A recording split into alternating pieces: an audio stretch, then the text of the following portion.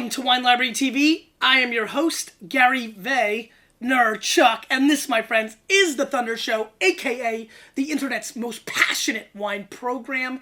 And we continue our passion on the high end on a category that most people don't think is high end. No, they think of kosher wine and they think of the Manischewitz and the $5 and $6 and $7 stuff. But kosher wine's been making a move. We had an amazing episode with Daniel Rogoff, the leading authority of kosher wine. You know what? Find that.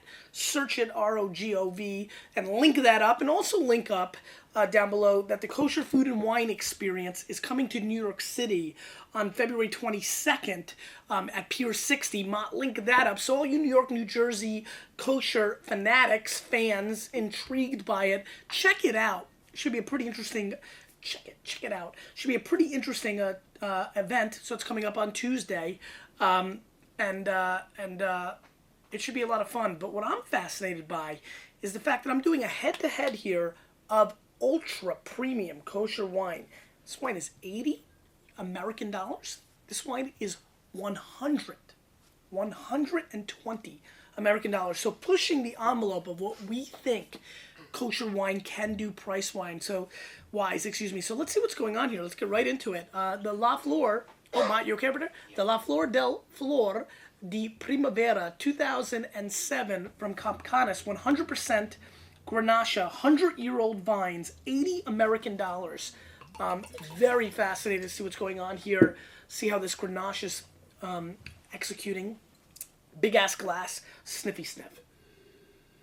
So Grenache is one of my favorite varietals. I love what it does in the Rhone Valley. I also think Spain has enormous potential and does great stuff with it as well. I also think parts of Central Coast and Paso do really interesting stuff. Santa Barbara with Grenache in America.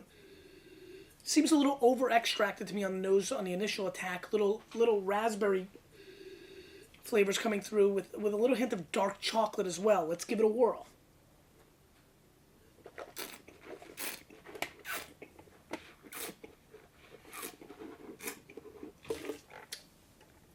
Very big wine.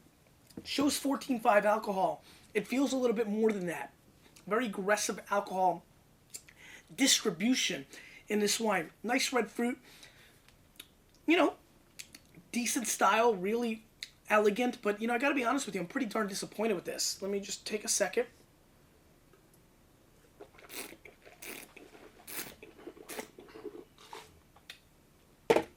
There are an enormous amount of Chateauneuf-du-Pape-based Grenache wines that are $40 to $60 that are considerably better than this wine. So at $80, I'm very disappointed. I'm going to give this wine a major pass. I'm going to score this wine, for what it is, which is an 86 point wine. 86 plus, 87, and I'm being a little tough. I'm a little bit pissed about the price. This is an 87 point wine. Solid, but there is an enormous amount of Grenache that I've had that is $15 to $25 that tastes like this, and this is 80. So that's a major, major pass. The alcohol spikes a little. There is some good strawberry fruit. It's a big wine, but I cannot see what the hoopla is, and it's ludicrous to me to think that this is an $80 wine. One of the worst $80 wines I've had in a while. Not the worst wine, just the worst value. I've not had a lot of $80 wines that have completely been under 90 point. I mean, when you spend 80 bones, you really expect that, like, on a bad day, it'll be an 89 point wine. I may be nice at 87.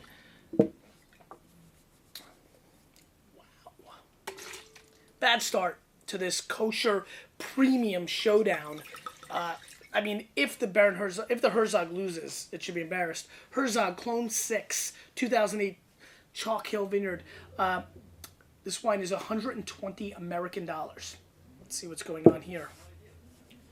Sniffy sniff.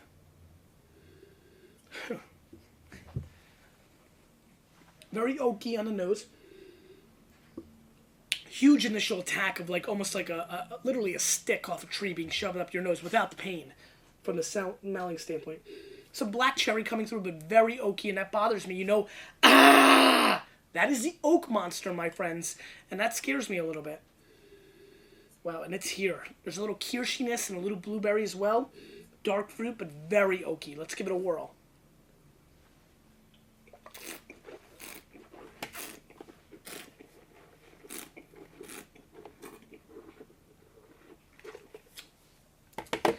Too modern for my palate. There are a lot of people that would like this.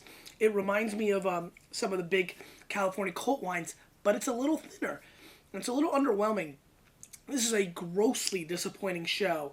For $200 worth of wine, not a single 90-point wine. I mean, I'm going to score this wine 89 points, and I might be being kind there, maybe 88 plus. I mean, neither of these wines get over that magical hump of 90 points, in my opinion. I'm not a big fan of this wine. This wine literally tastes to me like a $30 or $40 bottle of wine.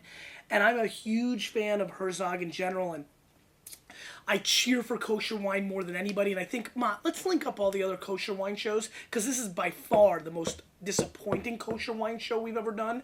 And I don't want to build up into the momentum of ignorance of what's going on with kosher wine in the world, but there's no denying these are underwhelming wines. I'm going to score this wine 88 plus, the Herzog, at $120.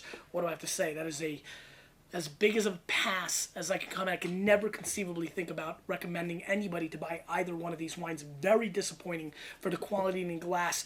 Very excited about the marketing and the thoughts of pushing the envelope in the kosher wine world, like both these wines are trying to do. But at the end of the day, I service this audience, and there's no way I can get behind either of these efforts. Both disappointing, 88 plus, 87 minus. Two wines that I can't recommend. Double pass. Double pass. Question of the day. What is the most disappointing, expensive thing you've bought in a long time? Give me a recap. I'll give you a 24-month window. In the last 24 months, what is the most disappointing, expensive thing? You know, the housing market collapsed prior to the last 2 years, so we won't have a lot of those answers. Most disappointing, expensive thing you've bought in the last 2 years. You, with a little bit of me, we're changing the wine world. Whether they like it or not.